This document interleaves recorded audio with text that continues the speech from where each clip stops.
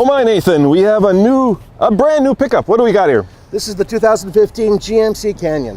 It's the twin, basically, of the Colorado that we reviewed the other day. And what are you gonna do with this bad boy? Well, see that boat back there? Yeah, it's cool. Yeah, it weighs 4,500 pounds, and we're gonna tow it. This thing has a capacity of up to 7,000 pounds towing. And that is coming up next On the Fast Lane truck.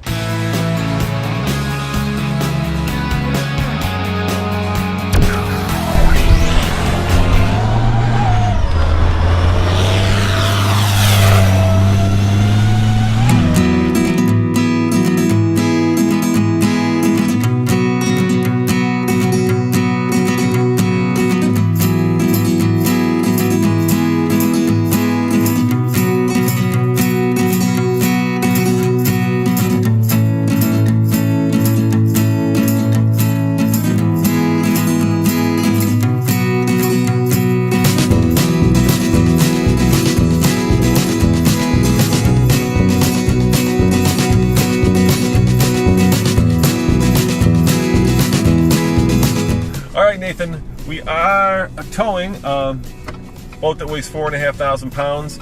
This truck's towing capacity is 7,000 pounds, so it should be pretty easy for this truck. How does it feel? So far, there's no major issues. I know it's back there, yeah, but it hasn't broken a sweat. And in terms of pricing, of course, the Canyon is kind of the next step up above the Colorado, and it starts at about, for the two-wheel drive, four-cylinder, 21-ish thousand. And get this, we've got the top of the line here. Take a guess how much this truck is. 36.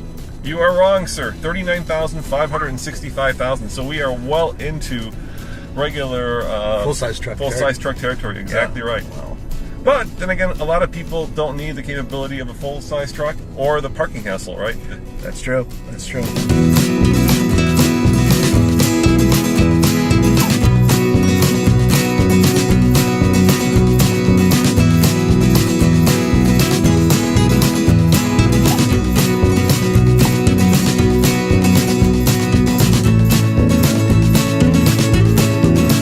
All right, so under the hood we have a 3.6 liter V6 that you'll find in a lot of GM products.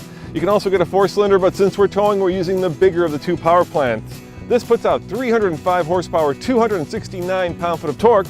It gets 17 miles to the gallon in the city and 24 on the highway, and it's paired to a 6-speed automatic transmission. And of course, we've got automatic all-wheel drive, or is it 4-wheel drive, Nathan? I always get that confused. Well, this one has all-wheel drive that can turn into 4-wheel high and low as well. There you go. It powers all 4 wheels.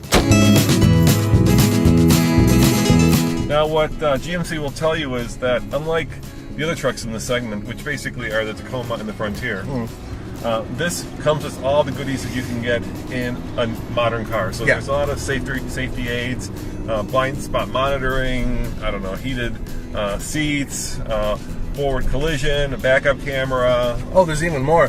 This actually has an option to where you can put in here 4G connectivity, so everybody can pop on their iPads and phones and whatnot and be fully connected.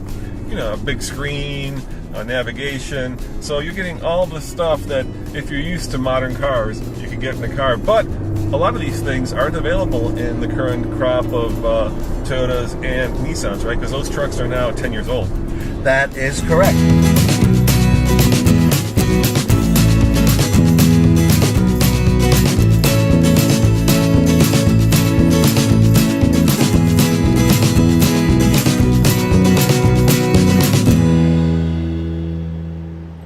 Stainless steel exhaust pipe. We use liquid applied sound deadener on the inside of the sheet metal on the opposite side here. You can't see it from what we're looking at. What's this? Those are just sealers over joints, right, so that you don't get corrosion and water leaks and so forth. But on the inside, we put this liquid applied sound deadener in order to quiet the whole cabin down. Now, there's something that you should know. The only way you can get a manual transmission with either the GMC Canyon or the Chevy Colorado is if you get the 4-cylinder rear drive version. That's it. You cannot get any other version that'll have that 6-speed manual transmission. Otherwise, you have a 6-speed automatic. According to General Motors, the people I've spoken to there, they say that's because a majority of the people want it that way. Interesting. See that? Isn't that pretty cool? Look at that step right there. Standard. And you know what else? Easy lift, tailgate. torsion bars, assistant. And back here, standard rear view camera. Now, the GMC Canyon is designed to look kind of like a baby GMC Sierra, whereas in the Chevy Colorado, its cousin, looks sort of independent. It doesn't look that much like a Sierra. With that being said, it's still a pretty good looking truck, and there are a lot of aerodynamic aids throughout the vehicle. On top of that, under the grille, shutters that assist aerodynamics. Altogether, it's a clean design, and you won't mistake it for a Toyota.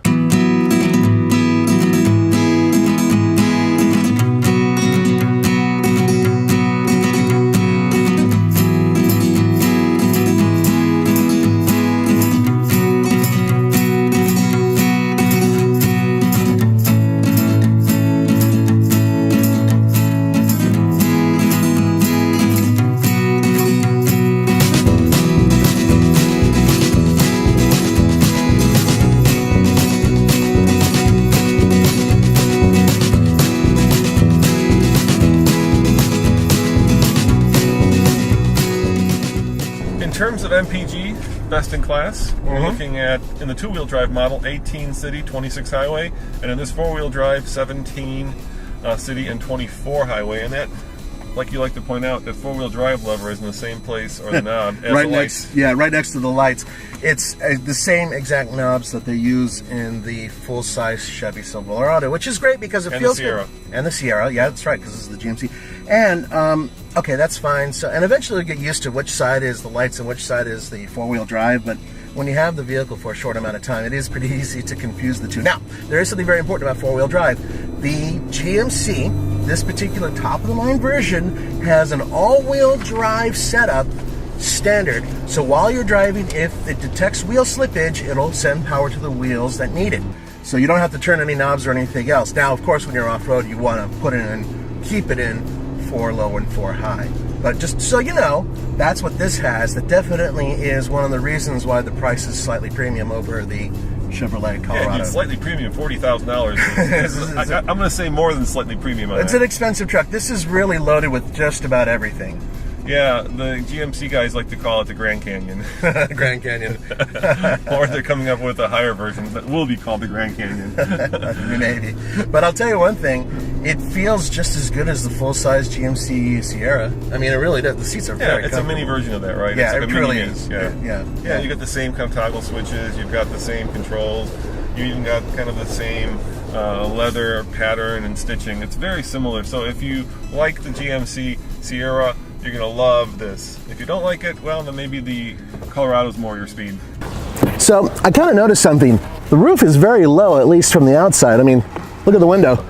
With that being said, the interior is by far the strongest point of this vehicle when it comes to comparing it to the competition, because they knocked it out of the park. This is a Cadillac-like interior when compared to the Toyota and the Nissan. I would say that it's a lot like the large trucks, the Silverado and the Sierra. On top of that, the seat, it's perfect for my large American ass. And on top of that, even though the roof is low from the outside, inside headroom is good. And backseat space is pretty damn good as well. And then as we move back here, you've got a full-size spare. We've got an integrated trailer hitch, as you can see.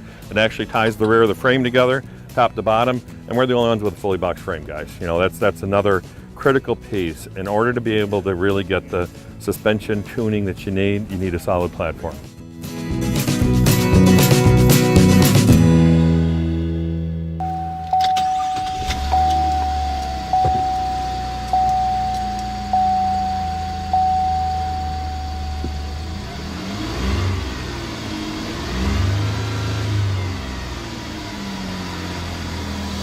Needs a catback.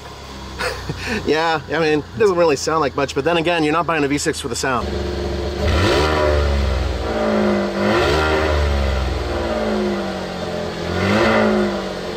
Again, from a fuel economy standpoint, electric power steering. So this is your electric power steering unit. We obviously got a skid plate to help protect it for, you know, any debris that might be coming around.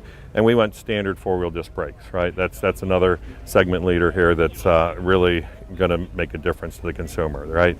If you're going to be towing, you're going to be hauling, you want to make sure you can stop the best you can, and the 4-wheel disc brakes enable that. In terms of driving, well, we haven't driven the Colorado with any heavy load on it yet. This is the heaviest load they have available, 4,500 pounds.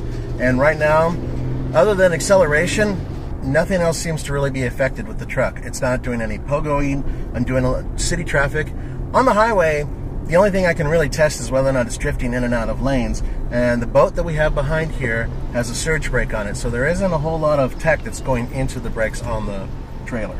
Now, there is a 4-cylinder version of this, which we are going to have to drive as well, because let's face it, some people may not want the added cost of a 6. That's right. Now, the 4-cylinder can only tow up to 3,500 pounds, and we found out that the V6 also tows 3,500 pounds unless you get the tow package, because not everybody wants the maximum towing capability. Yep, I'm able to sit behind myself fairly comfortably. Headroom is better than it looks from the outside, and unlike a lot of those other trucks, your back isn't like bolt straight up. It doesn't feel like you're tied to the bulkhead of the truck, which is nice too. And on top of all that, stitching, material use, excellent in the back.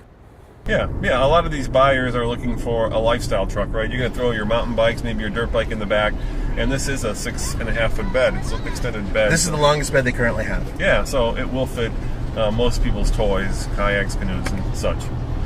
Okay, well, let's jump into the 4-cylinder. Let's see what that's like. You got it.